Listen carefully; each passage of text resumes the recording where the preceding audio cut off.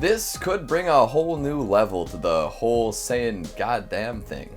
Sure, being damned is bad, but what about running into beings that are anointed by heaven and can totally choose to send you to a place of eternal suffering? We've already done 2 videos on this, so why not fear those entities above a little more? It's time for the top 5 angels that are worse than demons, part 3. Coming in at number 5, the Gate Guardian. Just like in part 2, I'm going to kick this list off with some less than biblical beings of light and fire. First off, a fan favorite from across the channel will bring up an SCP that may or may not be an avenging angel looking for any excuse to smite some folks. For those who don't know, SCPs are community-generated beings and phenomena that can't be explained by the regular laws of reality. There are a few that qualify for 001 status, basically a group of top secret theories and proposals that may or may not exist, meant to keep folks from finding out too much about the real deal. One such theory is Dr. Clef's proposal, popularly known as the Gate Guardian. Nobody at the organization meant to secure, contain, and protect these anomalies, known as the Foundation, really knows exactly what this thing is or how to deal with it. It has been described as an enormous humanoid figure made of fire with wings sprouting from its back. Apparently it wields a gigantic bladed weapon made of fire that has been measured emitting temperatures hotter than the sun. It stands still with its head bowed and has done so for many years since discovery. Any human that gets too close to it will hear a voice in their head, one so loud that it can't be ignored. Usually this voice gives a directive of some sort, and to this day no person has been able to act against said directive. The most common one is forget, after which the affected individual simply forgets they saw it and goes on with their life. However, people in positions of great power have been known to receive other directives like prepare. Ominous. The name Gate Guardian comes from the fact that this angelic being seems to be standing in front of an immense gate, which guards a pastoral grove upon which 2 fruit trees grow. In order to prepare for whatever this thing seems to want from us, folks at the Foundation have a wild amount of contingency plans, including keeping close ties with leaders from all world religions, having a supply of religious symbols, items, and scriptures, and lots of options in case other anomalous beings are released during a rapture of any sort. It seems as though at some point the Gate Guardian will leave its post and the gate will open. When that happens, who knows what the result will be.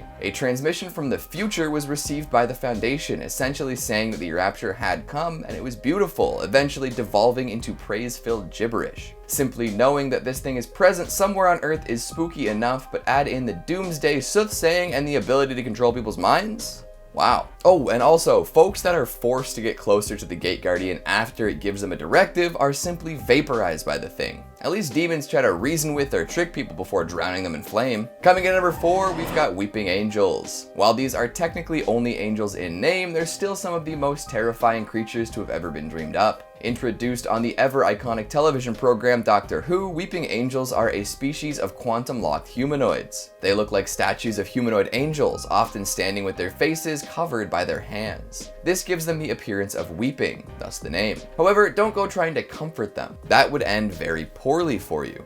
The reason they cover their faces is to avoid ever accidentally locking eyes with another of their kind. Doing so would trap them both in that moment forever, or at least until someone physically moved them out of each other's eye line. See, these so-called angels are essentially angels of death. They feed off the life force of living beings and have found that the best way to do so is to feast on the remaining time energy of those they have sent back in time. If a weeping angel manages to touch you, you will be sent back to a past point in your life and live the same bits over and over again until you meet with your doom once more. An endless time loop facilitated by this statuesque creature that wants to eat your potential. Whatever life a victim would have had left in the tank is siphoned off by these angels, who then travel through time to find more victims to take. Some claim that this is a kind way to kill someone, as they still exist in the past, able to live the nice parts of their lives over and over again. However, at some point, weeping angels discover that it's a lot of work to do and end up snapping people's necks instead. Lovely. The creepiest part has to be the way they move though. They can only move about when they're not being observed, meaning that as soon as you break your line of sight with this thing, it can whiz around behind your back and get you. This makes for some very tense and scary moments where every time you look over your shoulder, a statue has somehow gotten closer to you. Again, they're not truly angelic, but boy, are they worse than demons. Coming at number 3, we've got Michael. Now, we talked about Lucifer last time, but we didn't go into great detail as to how he got the way he is. Every supervillain has a supervillain origin story, and Lucifer's involves a massive fight with the Archangel Michael. That's right, Michael managed to defeat Lucifer and his army of uprising angels and cast them down to Earth. He even labeled Lucifer Satan, meaning adversary. Now, I'm sure he didn't mean to, but in doing this, Michael cursed Earth with a new devil. Sure, throughout his career as an archangel, he did a lot of good, but the good-evil dichotomy means that the more good Michael does, the more evil will occur, right? Coming in at number 2, we've got Gabriel. Another archangel. It was only a matter of time before we brought them up again. Gabriel is known as an angel of death, judgment, and menstrual cramps, if you can believe it.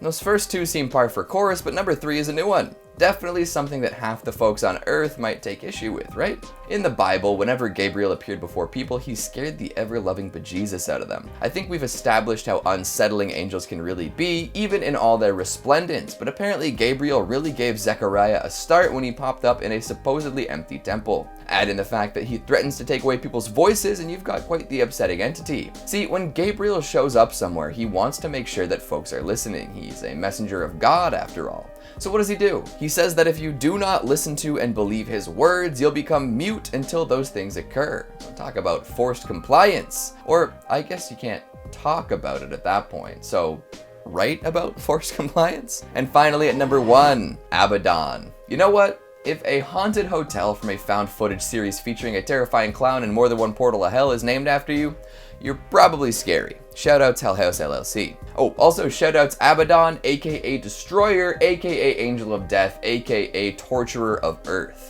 Should I go on? Imagine having all those nicknames. Folks would be terrified of you. There are a lot of different interpretations of this particular entity, ranging from Archangel to Ruler of the Abyss to being confused with Lucifer himself. One might think that these disqualify Abaddon from being on this list, but personally I think these mixed details make him even more terrifying. Like, the fact that so many depictions of Abaddon are terrifying for different reasons could mean that he's overall a truly dangerous and scary angel. It seems as though he's the angel meant to oversee the destruction of Earth on Judgment Day. He also might simply be a place for lost souls, a hopeless pit akin to hell. Still, not that pleasant, is it? And really, Abaddon is mostly known for being a torturer of humans, a punisher of sins. Flying in the face of the idea of a caring and forgiving God, Abaddon is who everyone should fear, whether you're a perfect follower who's never made a mistake, or a down and dirty flesh bag full of sins. Good luck. Angels tend to seem less angelic when you really dissect what they've done, eh? But hey, history is written by the winner, so they probably look good for a reason. What did you think of the list? Do you agree with my picks? What angels do you think are stone cold terrifying? Make sure you let me know down in the comments. Speaking of comments, let's take a look at some of your more lavish ones from the top 5 scary demons that are real. Barney N. Edwards says there's a perfectly logical and demon-free explanation as to how that Elsa doll kept showing up in that family's house again. Obviously the kid must have been digging it out of the trash. Hey! Don't you bring logic into our Elsa devil doll conversation. Warfrat says, I thought you said the king of hats, but then I didn't see any hats in any of the pictures. Then I realized you said the king of cats. Yeah, I can see where you would have got confused. See, because I am the king of hats. Heaven's warrior with God's holiness, warrior of God says, if I want to talk to a demon, I would just text my ex. Oh. A lot to unpack on this one. Have you talked to someone you trust about this? DwearNat1 says, demons that are real? In case you didn't get the memo, none of that garbage is real, Captain Clown Shoes. What? You mean we've been talking about fiction this whole time? On a channel primarily focused on urban legends, scary movies, and SCPs? Man, you got us. And Joy Freg says, IKEA furniture lets you see demons. Go ahead, try it. It really works. Yeah, it feels like finishing a piece of IKEA furniture is kind of like selling your soul to the devil, eh? You know, you get a nice, cheap piece of furniture out of it, maybe a desk, an armoire, but at what cost? And that's all the time we have for today. I'm gonna bring up my feelings at Debate Club. Thanks for watching, and I'll see you next time.